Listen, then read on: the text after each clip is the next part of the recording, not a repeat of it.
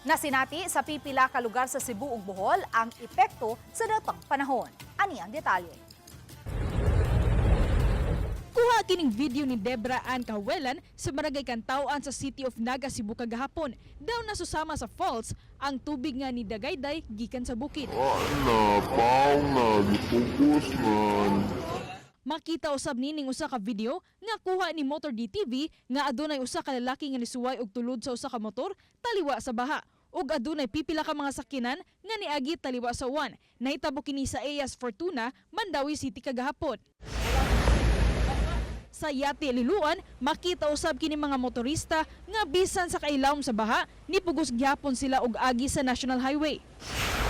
Samtang wala usab makaikyas ang Bohol sa epekto sa daotang panahon. Anay usa ka bahin sa usa ka taytayan sa pilar ang nahugno. Makita sa video ang kuha ni JB Adventures nga nahugno ang mga balas. Hinuon magian pa ang pikas nga lane.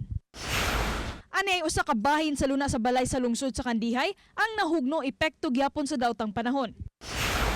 Samtang ini usa ka 86 anyos nga lalaki ang napalgang patay diha sa tunga-tunga sa kaumayan sa Purok 6 Barangay Lungsodaan. Matod sa Kandihay MDRRMO, ana-ana sa 12 ka oras nga patay ang maong lalaki sa wala pa kini makit-i. Sa inisyal nga impormasyon, posibleng nalumos ang maong lalaki. Ako si Orchis Lapingkaw, Balitang Bisdak.